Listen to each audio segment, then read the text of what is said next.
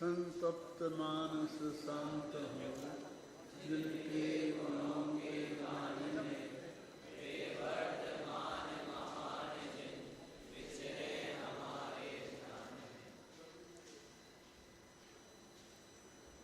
प्रवचन सार परमागम है। आचार्य कुंद देव ने 2000 वर्ष पहले इसे इसी पवित्र भारत भूमि पर बनाया। इसके 2 महाधिकार हो गए हैं, एक ज्ञान तत्व प्रज्ञापन महाधिकार और एक ज्ञेय तत्व प्रज्ञापन महाधिकार। इन दोनों अधिकारों में जैन दर्शन में जो मूल तत्व ज्ञान है उसकी चर्चा विस्तार से आई है। पहले ज्ञान तत्व प्रज्ञापन अधिकार में शुद्धोपयोग अधिकार, फिर ज्ञानाधिकार, फिर सुखाधिकार, फिर सुपरिणामाधिकार। इनके माध्यम से शुद्धोपयोग और शुभोपयोग की और उसके फल में प्राप्त होने वाले केवल ज्ञान और अनंत अतीन्द्रिय सुख का विस्तार से विवेचन किया। और दूसरे ज्ञेय तत्व विज्ञापन में द्रव्यों का सामान्य स्वरूप, विशेष स्वरूप और इन दोनों में भेद विज्ञान, इनकी विस्तार से चर्चा की। तत्व ज्ञान की चर्चा के बाद वो कहते हैं कि सम्यक दर्शन और सम्यक ज्ञान की प्राप्ति हो जाना असंभव नहीं है। ऐसी स्थिति में अब हमें अपने जीवन को कैसा बनाना चाहिए, मैंने चारित्र को धारण कैसे करना चाहिए। दर्शन और ज्ञान की चर्चा तो मुख्य रूप से अंतरंग की दृष्टि से हुई और अब ये चारित्र की चर्चा अंतरंग और बहिरंग दोनों दृष्टियों से आचार्य देव कर रहे हैं। क्योंकि चारित्र एक ऐसी चीज है जो सिर पर चढ़ के बोलती है। आप सम्मादृष्टि हो गए कि नहीं हो गए, हैं कि नहीं हैं, ये कोई आपको देख के नहीं जान सकता। आपके उठने बैठने चलने फिरने से नहीं जान सकता। आपके भोजनादि करने से, सामान्य क्रिया करने से भी नहीं जान सकता।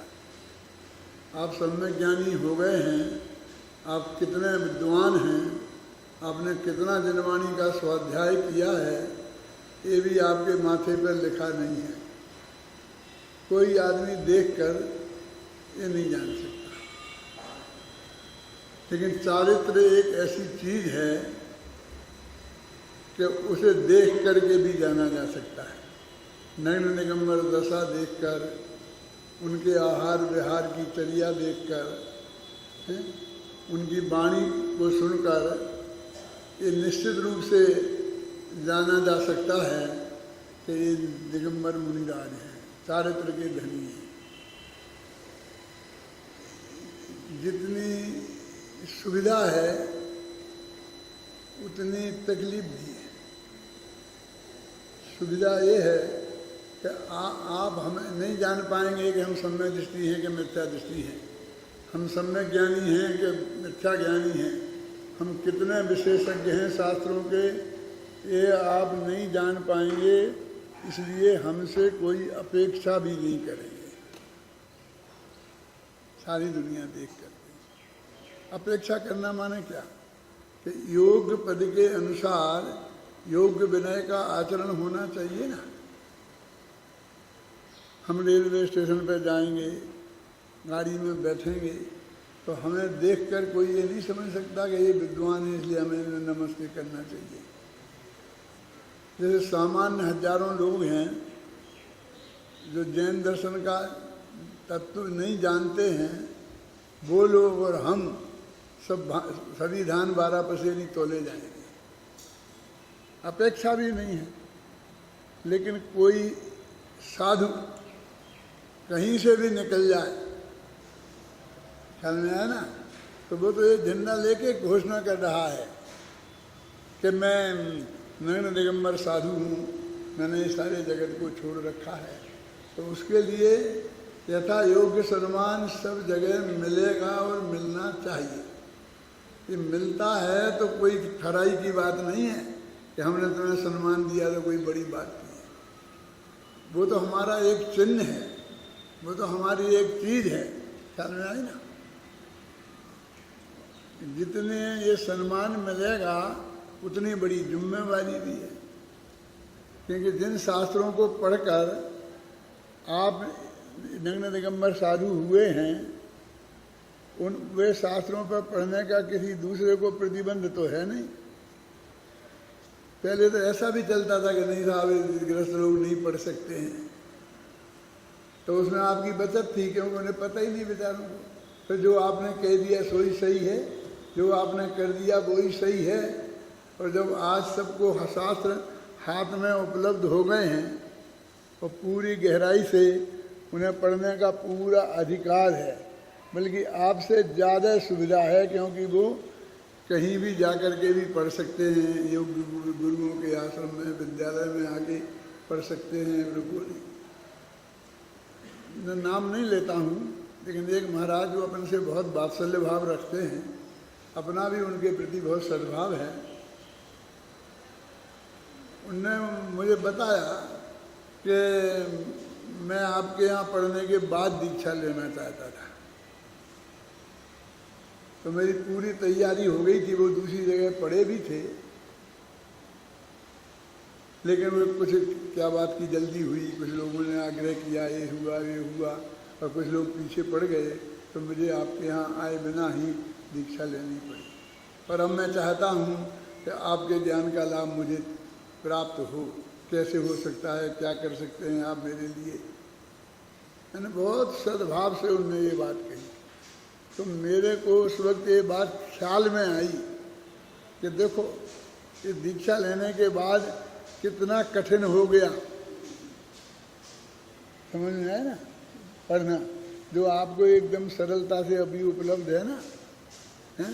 आपने अपने माथे पर कोई बड़ी साफा नहीं बांधा है ना, इसलिए आप कैसे भी आकर जैसी भी परिस्थिति में हैं, जहाँ भी बैठकर आपको ये तत्व ज्ञान सुनने को मिले, आप सुन सकते हैं।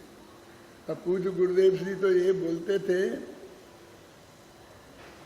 कि तुम्हारा सम्मान, तुम्हें सम्मान पत्र दिया जा रहा हो ना, और ऊंचे से ऊंचे सिंहासन पर बैठाल करके भी तुम्हारा अभिनंदन किया जा रहा हो, तो वो कोई अच्छी बात नहीं है, तुम्हारे लिए वो आनंद की चीज़ नहीं है। और ये जिनवाणी, ये तत्व ज्ञान जूतों में बैठ करके भी सुनने को मिले तो सुनना चाहिए। शास्त्र के आधार से वो ये बात कहते थे। तो आज आपको वो सुविधा प्राप्त है। कौन सी है? यहाँ तो हमारे सुशील जी ने ये सब व्यवस्था कर दी है कि क्योंकि उस तरफ भी आप लोग रहते हैं, इस तरफ भी लगते हैं, तो यहाँ से वहाँ आना, यहाँ से वहाँ जाना, फिर नीचे 2 जीना उतर के जाना, फिर चढ़ के आना, बहुत मेहनत का काम था।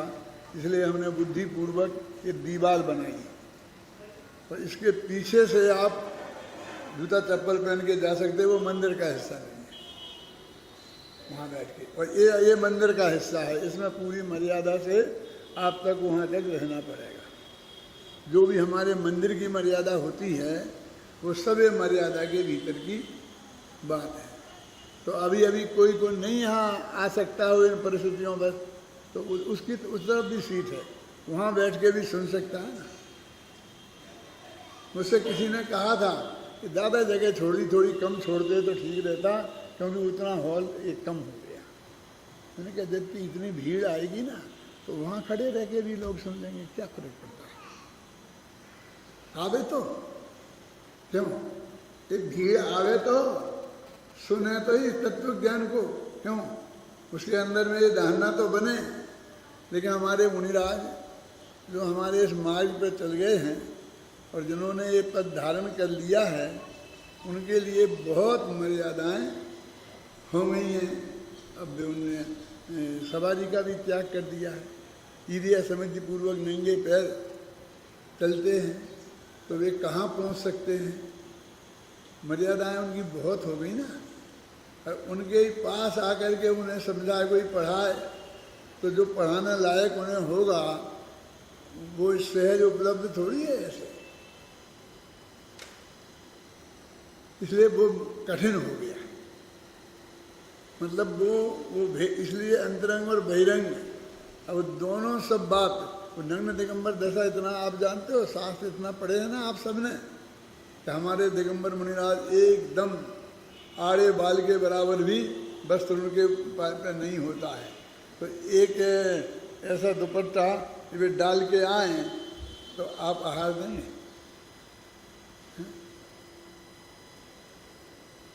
हमारे इस आदरणीय भाइयों ने भगवान महावीर के गले में भी दुपट्टा डाल दिया, और वो कहते हैं कि उन्होंने छोड़ा थोड़ी था, वो तो एक झाड़ी में उलझ गया था, हैं, इसलिए वो छूट गया और फिर उन्होंने दोबारा ग्रहण नहीं किया।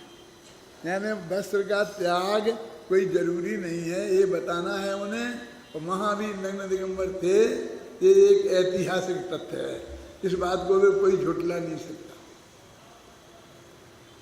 तो ऐसा तो नहीं है ना, माने और सब कुछ जो उचित नहीं है और शास्त्र की गहराई से जान करके ही हम जान सकते हैं, उसकी बात तो जाने दो।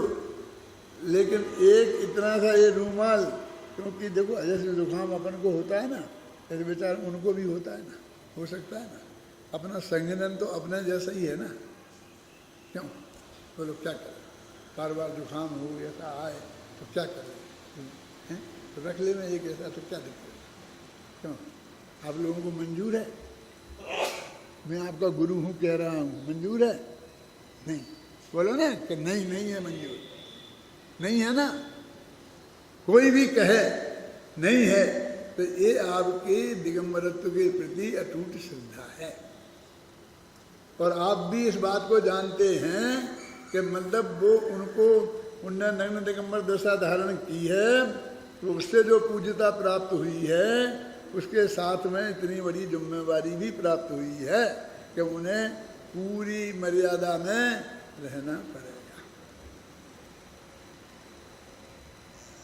इसलिए चरणान योग सूचक चूलिका, जिसे अमृतचंद्राचार्य अधिकार कहने का में संकोच करते हैं, चूलिका कहते हैं, उसमें 3 जगह ये लिखा, मैंने कल आपको बताया था कि ये बात मैं अपने साथ साथ दूसरों के लिए भी कह रहा हूँ। देखो, अथ परेशान चरणान योग सूचक चूलिका, इस चरणान योग सूचक चूलिका है, ये दूसरों के लिए है, लिखा ना।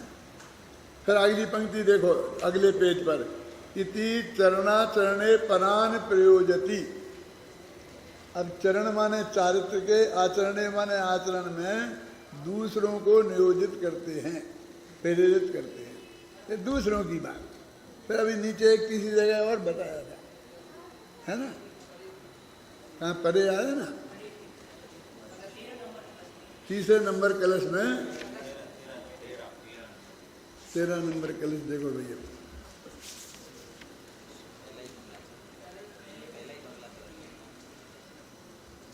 देख लेना ही, समझ लेना। अभी अपन इस बात को चलने दो। मेरा कहने का मतलब ये है कि उसमें वे कई जगह ये तो लिखा, उन्होंने कई जगह ये तो लिखा कि ये मैं अपने लिए लिख रहा हूँ, लेकिन एक कहीं नहीं लिखा है कि मैं ये दूसरों के लिए लिख रहा हूँ। ये परेशान शब्द इस चरणान योग सूचक चूलिका में है। ऐसा जो मुनिराज है ना, वो जो धारण करेंगे, ये उनके लिए लिख रहे, तो परेशान में तुम नहीं आते हो, क्यों? क्योंकि तुम्हें भी मुनिराज बनना है, मोक्ष जाना है तो बनना पड़ेगा ना, रास्ता तो कोई दूसरा है नहीं। लेकिन गुरु का स्वरूप तो समझना है, अभी नहीं बनना हो तत्काल तो।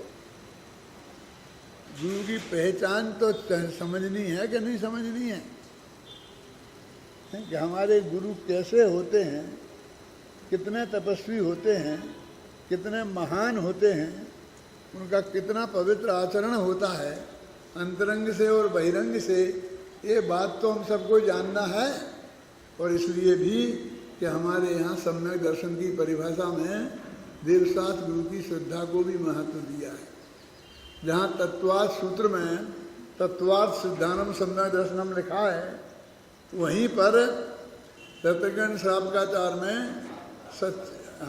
सत्य देव शास्त्र गुरु की श्रद्धा को सम्यक दर्शन का है ना। आपतागम तपोभृताम आता है ना, तो उनको सिद्धांत को सम्यक दर्शन कहा है।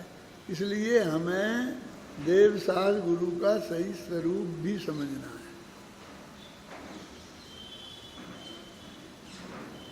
अमृतचंद्राचार्य देव के दिमाग में अपने साथ साथ इसमें पर भी है, और पर के साथ साथ स्वयं भी है।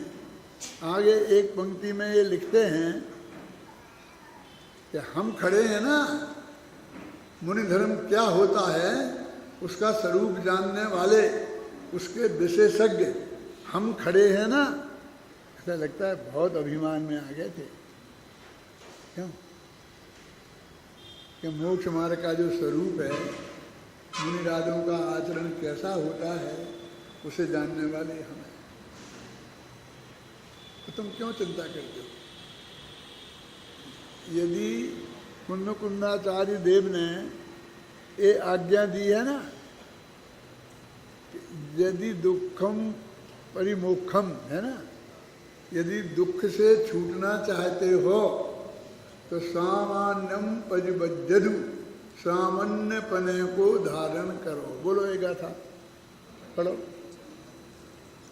है ना, पहली गाथा है ना।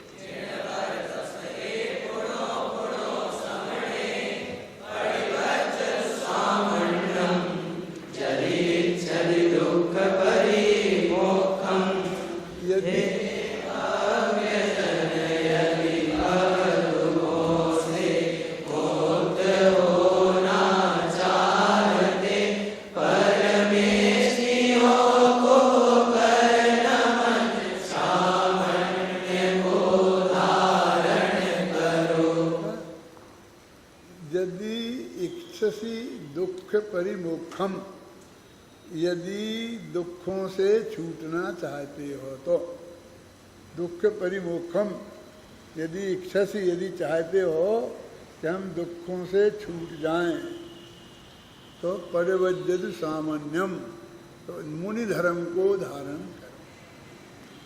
हमारे आचार्य आज्ञा दे रहे हैं। परिवज्जद कौन सा लकार है? जाके हम तो पढ़े हो ना तुम उसका, चोट लकार है, काय के काम आता है। हाँ, उसका नाम है आज्ञा। आज्ञा देना हो तो इसके लिए एक अलग लकार है, और तरकीब बतानी हो, विधि बतानी हो तो उसके लिए एक अलग लकार है। 10 लकार होते हैं, है ना। पुष्पांजलि, छिपेत, ये छिपेत क्या होता है? हैं? कौन है? ये विधि लिंग है। वो विधि बता रहे कि तुम पुष्पांजलि का क्षेपण कर दो। जो वो आचार्य है ना, वो आप लोगों से कह रहे पुष्पांजलि छिपेत, वो तुम नहीं बोल सकते। वो तो कोई पूजा कराने वाला, पढ़ने वाला, प्रतिष्ठाचारी अलग हो और तुम पूजा करने वाले अलग हो, तो वे तुमसे कहेंगे अब पुष्प क्षेपण करो।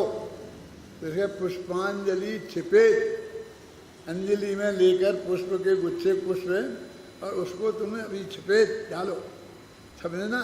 तो ये छिपेत शब्द है, ये विधि लिंग का है, ये विधि बताने के ही काम आता है। अब तुम किसको विधि बता रहे? जब खुद ही चढ़ा रहे हो अर्घ लेकर के, क्यों तो बोलना है तो छिपा में बोलो कि मैं क्षेपण करता हूँ, है ना। वो तो प्रतिष्ठा पहले लोग ऐसा ही होता था, ब्राह्मणों में ज़्यादा पूजा करते वो ब्राह्मण ही कराते हैं, और लोग तो कभी ऐसे स्वतंत्र रूप से नहीं करते हैं। ये तो हम जैनों का महाभाग्य है कि हम सब आज़ाद हैं, सबको है। हम भगवान के सामने हम स्वयं भी पूजन कर सकते हैं, क्यों। इसलिए वो जो विधि लिंग है, छिपेद वगैरह, जो कल शांति जी आपको बता रहे थे ना कि कहाँ ना बोलना, कहाँ मैं बोलना, कहाँ बा बोलना, कहाँ हैं इसमें ऐसे ना, ये कि ते बोलना कुर्वन्तु ते मंगलम, है ना। और मैं आपके चरणों में क्या है, मम नयन पथ गामू भवतु मे भवतु ना भवतु बा भवतु ते, चार तरह से हो सकता है ना। वो भी यही फर्क है कि वो जो आचार्य बोले और वो पुष्प हाथ में ले और वो कहे कुर्वन्तु ते मंगलम, माने वेद पंच परमेष्ठी आपका मंगल करें, और वो आपके ऊपर पुष्प छिपे। वो भगवान के ऊपर नहीं, आपके ऊपर आशीर्वाद देना है। वो अपने एक आशीष लिंग भी होता है, 8वां है ना। आशीर्वाद के लिए अलग इतना आशीर्वाद देते होंगे गुरु लोग, क्यों फिर इसके लिए व्याकरण में पूरी व्यवस्था है बनाई है, शुभम भूयात, समझे ना। तो ये विधि लिंग है, तो कहाँ क्या हम तो अभी जानते नहीं हैं ना। यदि इनको भी ढंग से पूजा पाठ को भी हम पढ़ें, एक दफे देखें, अब तुम लोग शास्त्री हो गए हो, ये सब समझ सकते हो, नहीं आओ तो अभी पूछ सकते हो, ख्याल में आई ना। लेकिन ये सब बातें तुम्हारी समझ में आनी चाहिए ना। और जो मौके मौके पर जैसे शांति जी ने बताई थी, और जो भी लोग बताते हैं, तो उस वक्त तो वहाँ से भी ग्रहण करना चाहिए कि नहीं, कि कब छिपामी बोलना, कब छिपेद बोलना है, कब क्या करना है। और वो जब पुष्पांजलि छिपेद, तब छिपेद माने तो फेंकना होता है।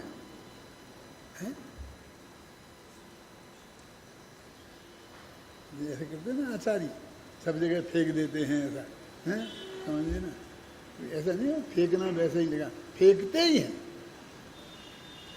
ये कई जगह कहाँ कहाँ ऐसे जाके वहाँ ऐसे चढ़ाते हैं क्या, है? देखो कहाँ अपन पढ़ रहे थे कि ये जो अमृतचंद्राचार्य ने इसको ये बताया है कि ये मेरे लिए भी और तुम्हारे लिए भी, ये दोनों के लिए मैं ये शास्त्र लिख रहा हूँ। ये चरणानी उन दोनों में तो ये कहते मैं ऐसा निर्णय करता हूँ। कैसा करता हूँ कि मैं ज्ञानानंद स्वभावी हूँ, मैं ऐसा हूँ, मैं ऐसा हूँ, मैं ऐसा हूँ। क्योंकि वस्तु के स्वरूप का, तो मैं भी एक वस्तु हूँ ना, है, मैं भी एक वस्तु हूँ ना। तो जो जैसे द्रव्य सामान्य अधिकार है, तो जो वस्तु का स्वरूप है, यदि मैं भी वस्तु हूँ तो वो सब मेरे में भी घटित होगा। यदि उत्पाद व द्रव्य उत्तम वस्तु का सत है, स्वरूप है, तो मैं भी वस्तु हूँ ना। तो उत्पाद व द्रव्य उत्तम सत मेरे पे भी घटना चाहिए। गुण पर्याय व द्रव्यम, तो गुण व पर्यायवान होना मेरे पे भी घटित होना चाहिए ना। फिर जैसे ऐसा लगता है कि एक वाक्य तो ऐसा लगे एकदम, हम खड़े हैं ना ये बताने वाले, क्यों घबराते हो, क्या बहुत अभिमान में बोल रहे, ऐसा भी लग सकता है। और ऐसा भी लग सकता है कि आश्वासन दे रहे कि घबराओ मत, क्योंकि तुमने आदि पुराण पढ़ा है ना कि ऋषभदेव ने दीक्षा ली थी, तो उनके साथ 4000 राजाओं ने भी दीक्षा ले ली थी, मालूम है ना। और फिर ऋषभदेव तो मौन हो गए और 6 महीने तक उपवास कर लिया उन्होंने मौन का, तो बोले ही नहीं। वैसे भी तीर्थंकर दीक्षा लेने के बाद और केवल ज्ञान होने के पहले बोलते ही नहीं, केवल ज्ञान होने के बाद दिव्य ध्वनि खिलती है, समझे ना। वास्तव में बोलते तो तब भी नहीं है, वो दिव्य ध्वनि तो सर्वांग से खिलती है, और तो तब भी नहीं हिलते हैं। उनने तो जिस दिन दीक्षा ली उस दिन से जो मौन व्रत लिया, वो कितने दिन के लिए लिया, हाँ, अनंत काल तक के लिए लिया। तो अब वे कभी बोलेंगे ही नहीं।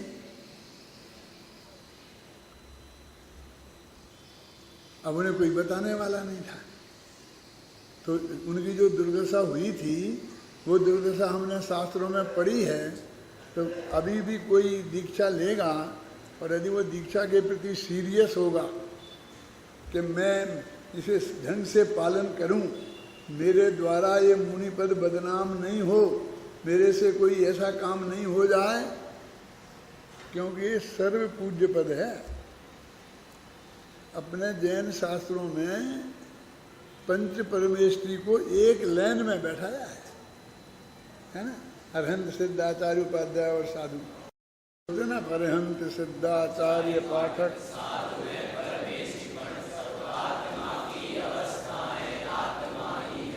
ये क्यों पढ़ा है? मैं नमोकार मंत्र भी तो सुना सकता था, तो उसमें एक लाइन में नहीं है ना। अरहंत सिद्ध तो एक लाइन में, आचार्य एक लाइन में, लेकिन साधु और उपाध्याय को तो नीचे की लाइन में है ना। मुझे एक लाइन में बताना था। अरहंत सिद्धाचार्य पाठक साधु हैं, एक लाइन में हमने रखा। मुनिराजों को भी चलते फिरते सिद्धों से गुरु चरणों में शीश झुकाते हैं, हम चलें आपके पदमों पर। ये जो मुनि पद अपने यहाँ भगवान जैसा ही पूज्य है, जो जैसे अरहंत सिद्ध पूज्य हैं, ऐसे ही पंच परमेष्ठी में देव गुरु भी वैसे ही पूज्य हैं। छठवें सातवें गुणस्थान की भूमिका में झूलने वाले हमें भावलिंगी संत बोलते हैं ना, वो भी आएगी इसमें चर्चा। भावलिंगी नहीं, द्रव्यलिंगी और भावलिंगी दोनों। कोई भी मुनिराज सच्चे अकेले भावलिंगी नहीं होते, समझ रहे ना। उनके द्रव्यलिंग भी नियम से होता है। सिद्ध चक्र विधान की जयमाला में एक पंक्ति आती है, भावलिंग बिन कर्म खेपाई, द्रव्यलिंग बिन शिव पद जाई, यों अयोग कारज नहीं होई, तुम गुण कथन कठन है सोई। क्या अर्थ है इसका? ऐसा लिखा है कि द्रव्यलिंग के बिना मोक्ष नहीं हो जाना और भावलिंग के बिना कर्मों का खपाना। भावलिंग के बिना कर्मों का खपाना और द्रव्यलिंग के बिना क्या कह रहे? उल्टा उल्टा नहीं लगता है? वहाँ तो मैंने तो सिर्फ 2 पंक्तियाँ बोली हैं, वहाँ 6 पंक्तियाँ हैं। किसे याद है? 6 पंक्तियाँ हैं जिसमें इतनी बातें बताएंगे, इसके बिना ये नहीं होता, इसके बिना ये नहीं होता, इसके बिना ये नहीं होता। और उसमें ये अंतिम 2 पंक्तियाँ हैं। जयमाला का अर्थ करते हैं ना अपन सिद्ध चक्र विधान की, तो जब आप 5 पंक्तियों में करते जाएं तो ऐसा लगेगा सब उल्टी उल्टी बातें कह रहे हैं। बोलो बोलो। हम नए प्रमाण बिन वास्तु प्रमाण, उदया भाव बिन निज कल्याण, यूं अयोग कारज नहीं होई, तुम गुण कथन कठिन है सोई। वे कह रहे कि हे भगवान, तुम्हारे गुणों का कथन करना बहुत कठिन है। कितना कठिन है कि जैसे द्रव्यलिंग मुनि पद को धारण किए बिना मोक्ष में जाना कठिन है, जैसे भावलिंग को धारण किए बिना कर्मों का छिपाना कठिन है, जैसे प्रमाण नए प्रमाण के बिना वस्तु के स्वरूप को जानना कठिन है, जैसे दया भाव के बिना आत्मा का कल्याण कठिन है। समझिए ना, ऐसी बातें वहाँ बहुत सी गिनाई हैं। यों अयोग कारज नहीं होई, जिस प्रकार जे अयोग्य कार्य इस जगत में नहीं होते हैं। यों अयोग कारज नहीं होई, तुम गुण कथन कठिन है सोई। तुम्हारे गुणों का कथन करना उतना ही कठिन है। तो वहाँ द्रव्यलिंग और भावलिंग इन दोनों को अनिवार्य बताया है। क्यों? आपके द्रव्यलिंग हमारा तो ऐसी हालत हो गई है कि द्रव्यलिंग शब्द सुनते ही हमारे मुंह में कड़वाहट आ जाती है। क्यों? चेहरा बिगड़ जाता है, हैं? और बहुत से लोग कहते हैं हमसे कि आप हमें द्रव्यलिंगी मानते हैं। हमने कब कहा कि तुम द्रव्यलिंगी हो? हम नहीं मानते। द्रव्यलिंगी तो कितना निर्दोष पालन करता है तत् उसका, जो 9वें गिरिवेग तक जाते हैं ना, द्रव्यलिंगी पहले गुणस्थान वाले मिथ्या दृष्टि। द्रव्यलिंगी 4 तरह के होते हैं, एक पहले गुणस्थान वाले, एक चौथे गुणस्थान वाले, एक 5वें गुणस्थान वाले, एक 6वें गुणस्थान वाले और 7वें वाले। 7वें वाले भी होते हैं, लेकिन वे भावलिंगी के साथ में होते हैं, समझ गए ना, उनमें कोई कमी नहीं होती है, ऐसे होते हैं, समझ गए आप। माने द्रव्य लिंग का होना अनिवार्य है। कैसा, हमने तो बहुत निंदा पड़ी है शास्त्रों में भी, और तुम्हारे पंडितों के मुख से तो बहुत सुनी। ये बदनामी अपने माथे नहीं होनी चाहिए। क्यों?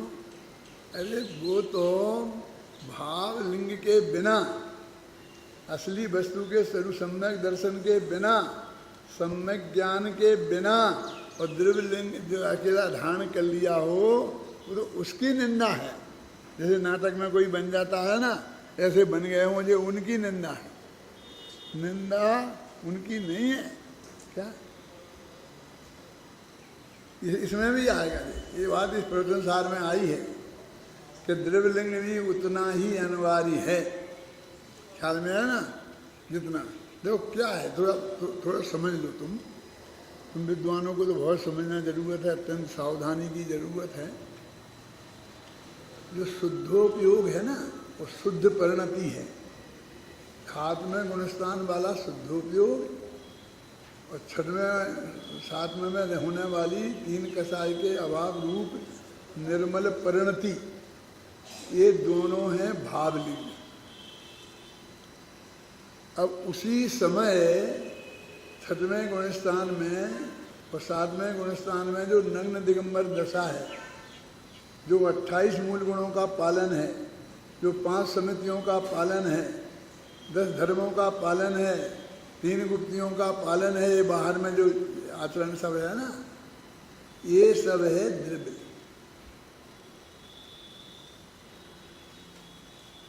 तो ये समिति 4 हाथ आगे जमीन देख के चलना, ये मुनि का कर्तव्य नहीं है, ये द्रव्यलिंग है। बोलो कौन? वो क्रिया और वो शुभ भाव। 6वें गुणस्थान की भूमिका में होने वाला शुभ भाव, और वो उनका जो जीवन में क्रियाएं निकली हैं ना, वो सब क्रियाएं, उन सब का नाम है द्रव्यलिंग। तो एक सच्चे मुनिराज को नग्न दिगंबर दशा भी होना जरूरी है, पंच महावीर होना भी जरूरी है, 5 समितियों का पालन भी बहुत जरूरी है, और आत्मा का अनुभव और हर अंतर्भूत में शुद्धोपयोग में जाना भी जरूरी है। तब वे सच्चे मुनिराज हैं। कि भावलिंगी सच्चे हो, द्रव्यलिंगी झूठे, ऐसा नहीं है। लोग गलत समझते हैं हमें। देखो यहाँ एक महाराज आए थे अपने तोड़मल स्मारक में,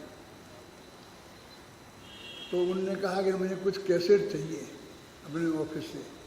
तो मैंने ये कह दिया था कि दे देना, लेकिन वो कैसेट मत देना कि जिनमें मैंने द्रव्यलिंग और भावलिंग पे भाषण करे।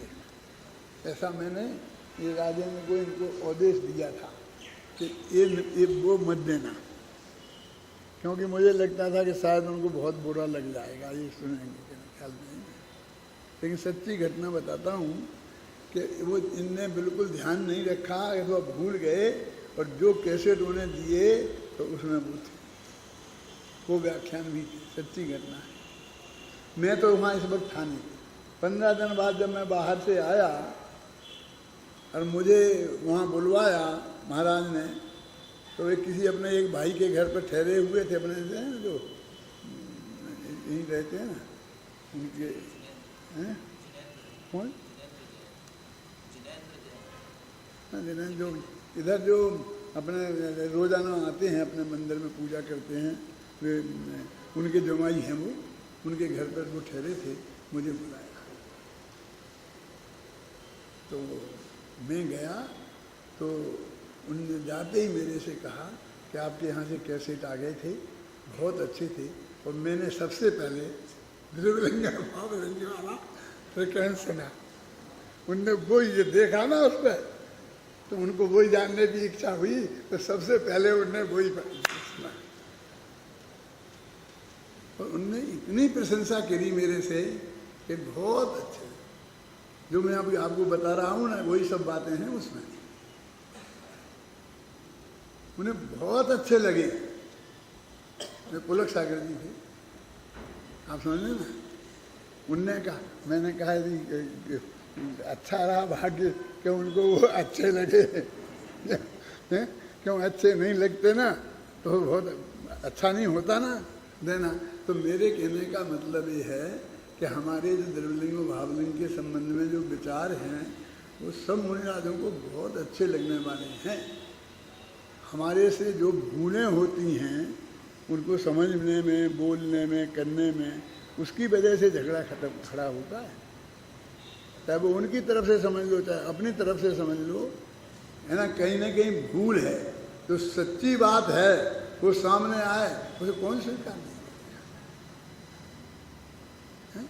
4 हाथ जमीन देख के चलना चाहिए, ये सीधी सच्ची बात है। क्यों? अब कोई मुनिराज चले तो ऐसा मुँह करता, चारों तरफ करता करता बात करता चले, तो 4 हाथ जमीन नहीं देखेगा, तो गलती है ना। मैंने देखा है ऐसे हर एक के नाम लेना ज़्यादा अच्छा नहीं है, लेकिन मैं बताता हूँ, विद्यानंद जी की बात बताता हूँ, भवनानंद नहीं, जिनसे मेरे बहुत वात्सल्य भाव है, संबंध अच्छे हैं, उन्हीं की बात करूँगा मैं, कोई झगड़े वाली बात नहीं करूँगा। तो यहीं आए थे स्मारक में। अब यहाँ से फिर वो जा रहे थे, मैं भी साथ में था, तो मैं इतना विवेकी नहीं था कि मुझे उनमें रास्ते चलते उनसे बात नहीं करना चाहिए थी, लेकिन मैंने बात की शुरू, तो वो एकदम खड़े हो गए और फिर वो उनने बात की, और जब तक वो बात करते रहे तब तक खड़े रहे। तब मेरे ख्याल में ये बात आई कि अपन से गलती।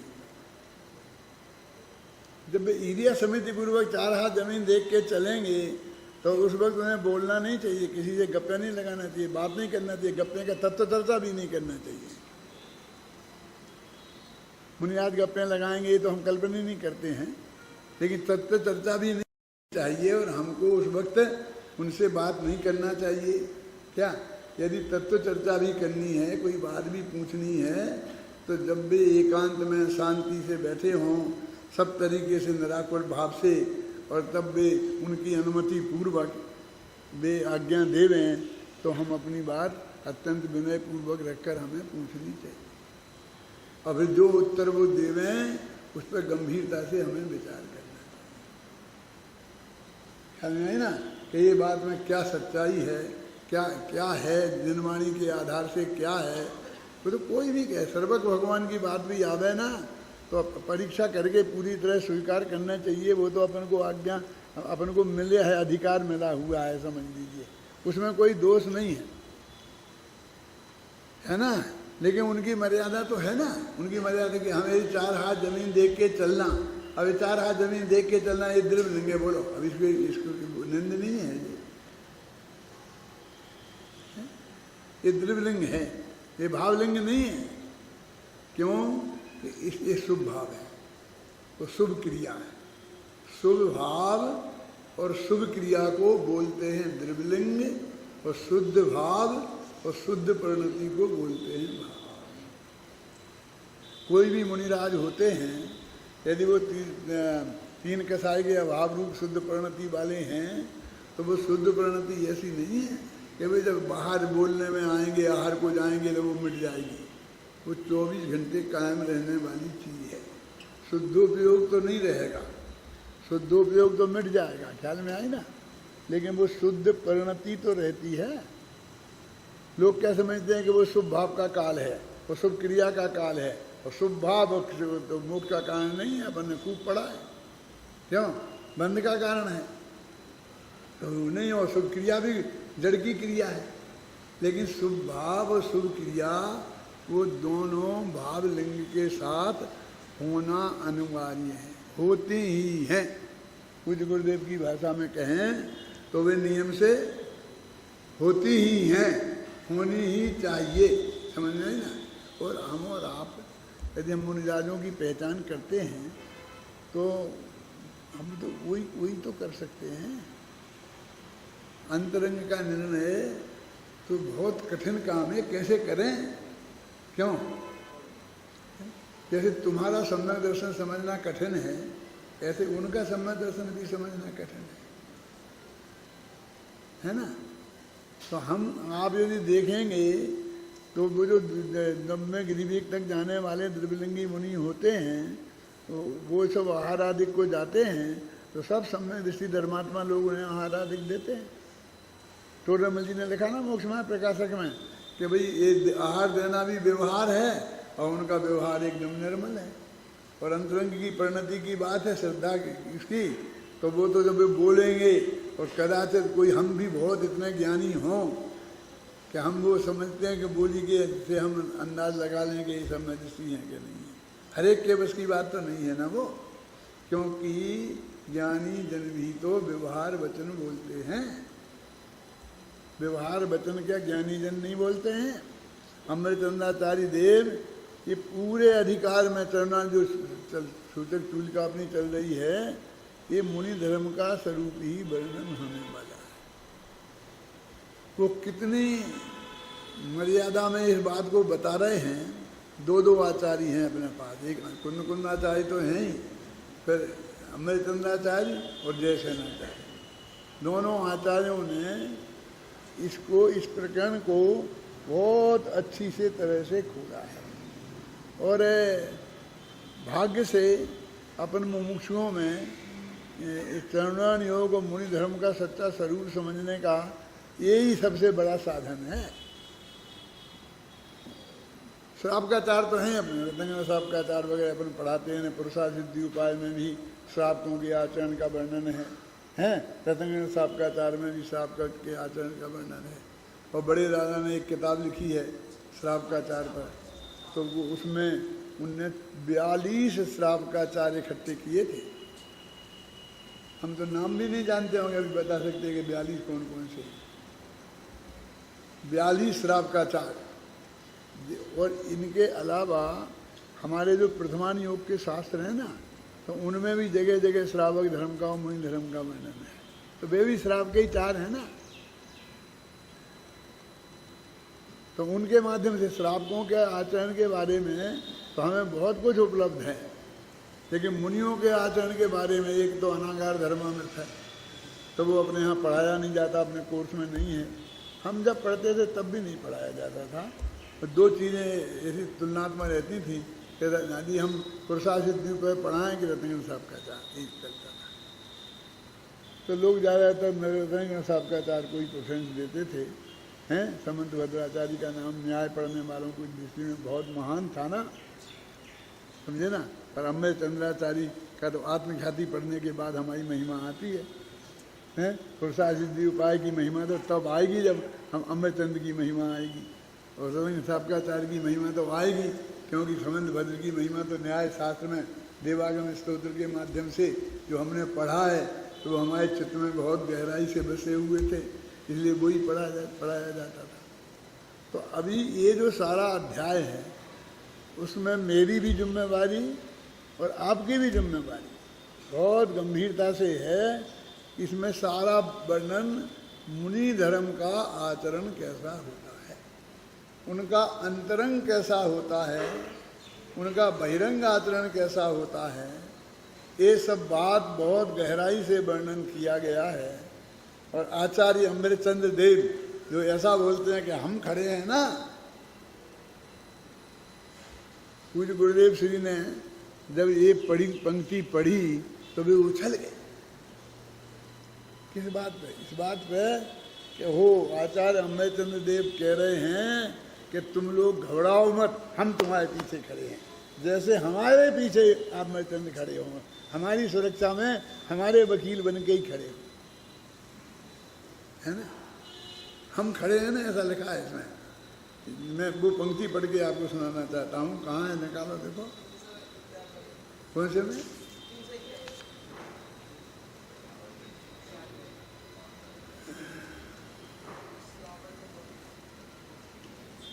सामान्य को धारण करो है ना। देखो ये पेज नंबर 391 139 उसमें है उस श्रामण्य को ऊपर लिखा है, उसी प्रकार दूसरों के आत्मा भी यदि दुखों से मुक्त होना चाहते हैं तो श्रामण्य को अंगीकार करो। देखा ना, मिल गया। उस श्रामण्य को अंगीकार करने का यथानुभूत जो मार्ग है, अनुभव किया हुआ जो मार्ग है, उसके प्रणेता हम यहाँ खड़े हैं। यह नहीं है, यहाँ उसके प्रणेता हम यहाँ खड़े हैं। देखो संस्कृत में देखो, यथानुभूतस्य तत्प्रतिपत्ति वर्तमनः प्रणेतारः वयम इमे तिष्ठामा इति। अपन कहते हैं ना, करो ना, तुम करो, हम खड़े ना, चिंता मत करो। कोई बात होती है ना तो अपन कहते हैं ना, हम खड़े हैं ना, तुम चिंता मत करो, तुम करो। कितना बड़ा बल है, कितनी बड़ी जिम्मेवारी उनने समझ लो ली है सभी मुनिराजों के लिए। ये कोई एक मुनिराज की बात थोड़ी है। वो कहते हैं कि तुम मुनि पद धारण करो कि महाराज हम तो जानते नहीं हैं कि कैसे करें, क्या करें, कैसे आहार लें, क्या करें, कि हम कहने ना, हम सब बताएंगे। तुम नक्की तो करो कि हमें करना है, होना है, फिर हम पहले ही बताएंगे। दीक्षा देने के पहले ही बताएंगे। क्या नहीं है ना, जैसा नहीं कि दीक्षा देने के बाद बताएंगे। ऋषभदेव के साथ दीक्षित हो गए थे तो ऋषभदेव को भी बताना चाहिए था। तो वे कब आचार्य बने थे? वे कब कह रहे थे कि हम तुम्हें बताएंगे? उनका तो ऐसा नहीं है मैं तीर्थन करूँगा, तो मोड़ रहते हैं। वे कभी आचार्य नहीं बनते, वे उपाध्याय नहीं बनते, सिर्फ साधु बनते हैं। क्योंकि साधु बने बिना मोक्ष नहीं होता, आचार्य बने बिना मोक्ष हो जाता है, उपाध्याय बने बिना मोक्ष हो जाता है। आचार्य उपाध्याय तो बने बिना मोक्ष हो ही जाता है। यदि आचार्य उपाध्याय पद पे रहें तो मोक्ष नहीं होता है। नहीं होने की गारंटी है, होने की गारंटी नहीं है। क्योंकि ये मैनेजमेंट का बोझा लेकर के और मोक्ष में नहीं जाया जा सकता है। अपन ने अभी इन दिनों बहुत व्याख्यान किए हैं ना ध्यान के संदर्भ में। सोचो नहीं, बोलो नहीं और चेष्टा भी मत करो, देखा ना। अभी उनको आचार्य महाराज के माथे पे कितनी चिंताएं हैं। ये मुनिराज सब हैं, अभी ये सब नए नए दीक्षित हैं, अनाड़ी हैं, समझते नहीं हैं। अब आगे वो जो रास्ते में भिड़ पड़े सुरसागर उनसे, अब आगे साहब का ऐसा था, मैंने उनको मुँह तोड़ जवाब दे दिया। वे नीचे बगलें झांकने लगे। वे तो समझते थे कि आचार्य महाराज हमको शाबाशी देंगे कि बेटा तुमने बढ़िया किया। मैंने एक कहानी लिखी है, क्या नाम है उसका, जिसमें ये बात लिखी है, अक्षम्य अपराध है। ये अक्षम्य अपराध है, कहानी लिखी है कि जब वो उनने अपनी आंखें सुनाया तो आचार्य महाराज के माथे पे 3 सल पड़ गए।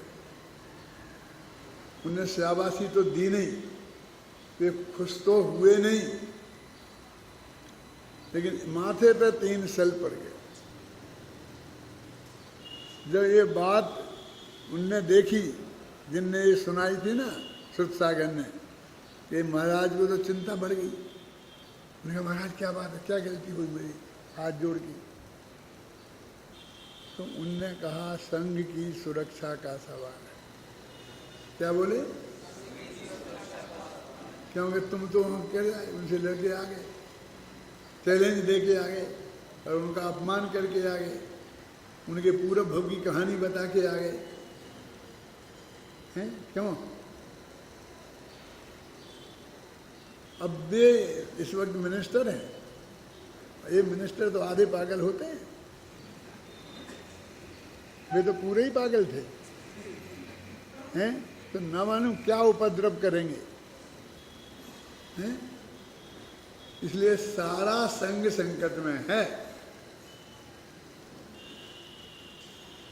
मेरे मन को अजित भाई ये बात बर्दाश्त नहीं हुई कि अकंपनाचारी उन्हें ये आदेश दे के जाओ वहीं खड़े रहना, वे आएंगे इसी रास्ते से तो तुम ही निपटना, सारा अंग संकट में क्यों पड़े, गलती तुमने की है, तुम भोगना। ये मैं अकंपनाचारी के मुख में नहीं डाल सकता था। क्या कहानी तो हमने सुनी थी बचपन में, तो ऐसी ही सुनी थी। तो मैंने क्या किया कि वे बहुत गंभीर हो गए। तो सुखसागर ने कहा, महाराज आप चिंता मत करो, मैं जहाँ वाद विवाद हुआ था वहीं जाऊँगा, वहीं खड़ा रहूँगा, और जो कुछ होगा मेरे ही माथे पे होगी। यहीं से आएंगे ना तो मैं वहाँ मिल जाऊँगा, तो जो कुछ करना होगा मेरे ही करेंगे, संग को कोई खतरा नहीं है। बस मैं आपसे आज्ञा चाहता हूँ। उन्होंने कहा मैं आज्ञा नहीं दे सकता। सुरसागर ऐसे ही पैदा थोड़ी होते हैं। सुरसागर उनका नाम थोड़ी था, उनको डिग्री मिली थी, उपाधि मिली थी, क्योंकि वे बहुत अच्छा पढ़ाते थे, बहुत अच्छा स्वाध्याय था उनका संघ में। तो सब लोग उन्हें सुरसागर कहने लग गए थे, आचार्य महाराज जी क्या ये श्रुत के सागर हैं। श्रुत सागर ऐसे ही थोड़ी पैदा हो जाते हैं। मैं तुम्हें वहाँ जाकर मरने के लिए आज्ञा नहीं दे सकता। क्यों?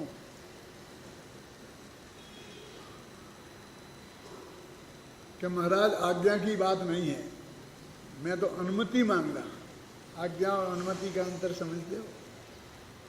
ये आपका डिसीजन हो और फिर आप मुझे सुनाएं, उसका नाम है आज्ञा। और मेरा डिसीजन हो और मैं आपसे निवेदन करूं कि मुझे ऐसा करने की अनुमति दो, इसका नाम है अनुमति। समझ गए ना? मैं आपसे आज्ञा नहीं मांग रहा, मैं आपकी अनुमति मांग रहा हूं। और यदि आप नहीं देंगे तो मैं आज आपकी आज्ञा का उल्लंघन करूंगा, मैं आपकी अनुमति के बिना भी चला जाऊंगा। समझ में आए ना? कि नहीं सुरसागर ऐसी कोई बात नहीं है, ऐसा मौका नहीं आने दूंगा मैं। क्यों है? कि तुम्हें विद्रोह करना पड़े हैं?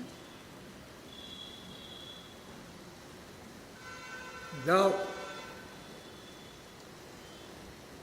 तुम्हारा कल्याण हो। और उन्होंने आशीर्वाद देके भेज दिया।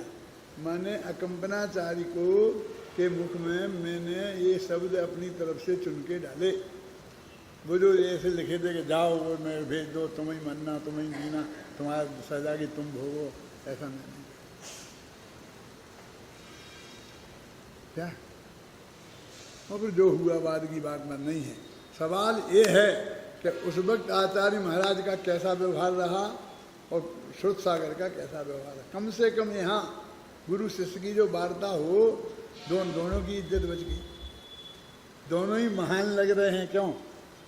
अब उसमें दोनों ही हल्के लगते थे। तुम्हें जाना पड़ेगा, वहीं खड़े रहना पड़ेगा। कि मैं नहीं जाऊँगा, मैं तो सबके बीच में चिपके बैठूंगा 500-700 मुनिराजों के बीच में हैं। क्यों? ये कहते थे दोनों की जाति के नहीं जाति। तो ये सोच कर और टोडरमल जी ने हमको ये अधिकार दिया है कि यदि हम लिखने बैठे, हम साहित्यकार हैं ना, हम यदि ये कहानी लिखने बैठ गए हैं तो उसके जो चरित्र हैं उसको गढ़ने वाले हम हैं। उनके मुख में जो शब्दावली डालेंगे वो हमने डाली है, उसके जिम्मेवार हम हैं। हमको ये बर्दाश्त नहीं है कि अकंपनाचारी ऐसा कहें और श्रुत सागर ऐसा कहेंगे ही नहीं। हमारे दिमाग में उनने ऐसा वो कह ही नहीं सकते हैं। उनके चेहरे पर चिंता की रेखाएं आ जाना इतना ही पर्याप्त है श्रुत सागर के लिए, वो सब बात के लिए। क्या? ये सब काम इशारे में होना चाहिए। समझ में आए ना? ये सब इशारे में काम, बात हुई बोई डिसीजन वो ही रहा अदिति, डिसीजन नहीं पलटा। डिसीजन पलटे तो हम अपराधी हैं। क्यों? कहानी का डिसीजन तो यही था ना कि श्रुत सागर जाके वहाँ खड़े रहें और अकंपनाचार्य की मंजूरी से था। अकंपनाचार्य के लिए विद्रोह करके नहीं था, ख्याल में आई ना।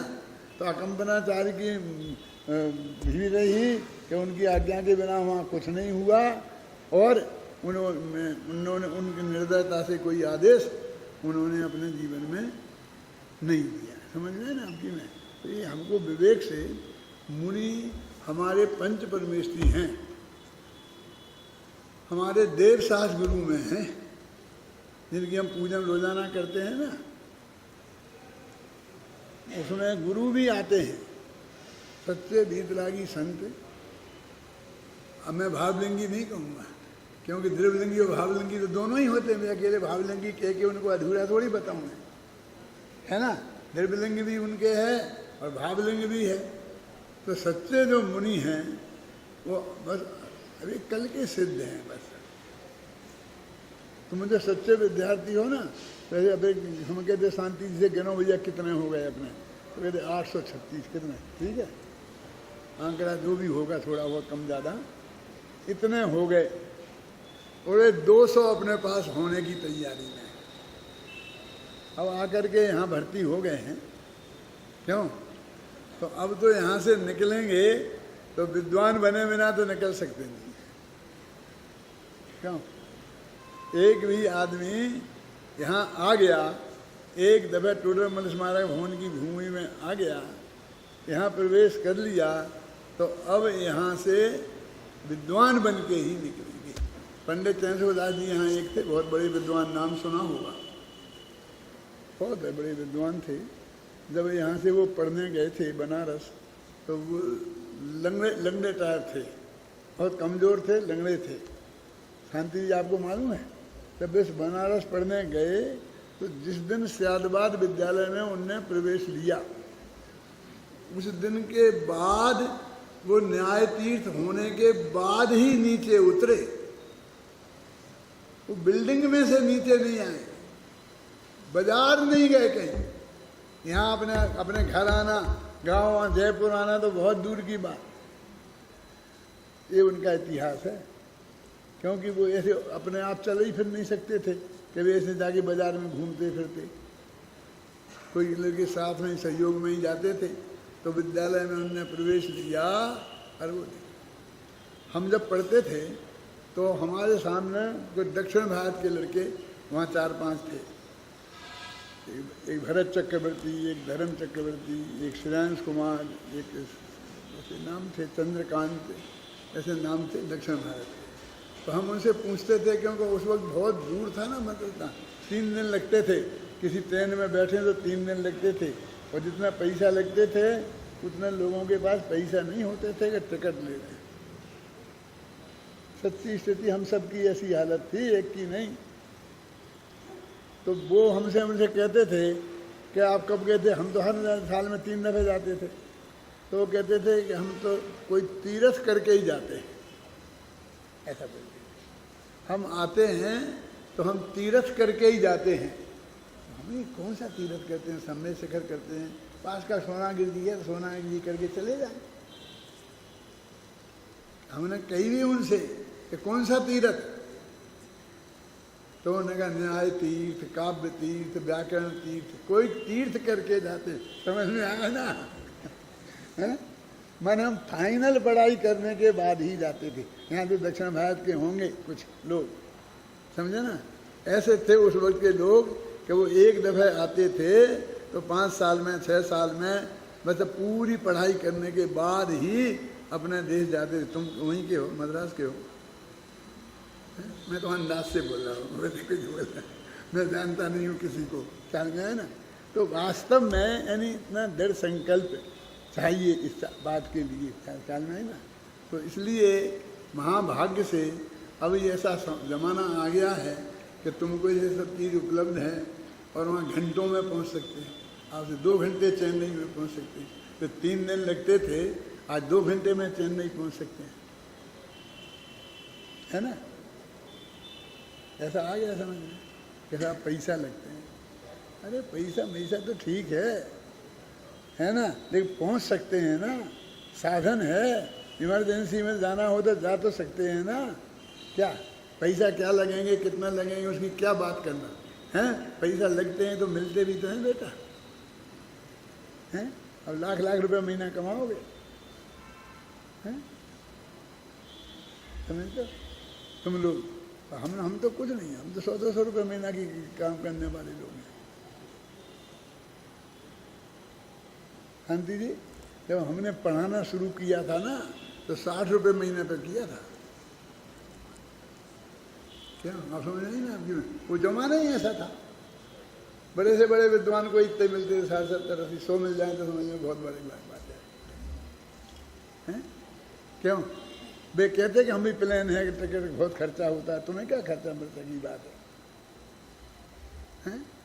तुम्हें किसको जाना है, मैं कल भेज सकता हूँ। बोलो क्या है, क्या तकलीफ है? मतलब मेरे कहने का मतलब है उस दूरी को मत देखो। आज इतनी सब सुविधाएं आपको प्राप्त हो गई हैं सहज भाव से, तो उसका पूरा लाभ लेके जिनमानी का गहराई से अध्ययन करना चाहिए, श्रद्धा के साथ। मुनिराजों को सिद्ध जैसा मानकर मुनिराजों का स्वरूप समझना, आलोचना के लिए नहीं, किसी को देखना ही नहीं, किसी व्यक्ति की तरफ नहीं देखना। मुनि का वास्तविक स्वरूप क्या है उसे हम गहराई से समझें और अपने आत्म कल्याण के लिए समझें। क्योंकि सम्यक दृष्टि बनने के लिए देवशास्त्र गुरु की, सच्चे देवशास्त्र गुरु की श्रद्धा आवश्यक है। सभी लोग सही भावना से स्वाध्याय करके इस बात को समझेंगे, इस मंगल भावना से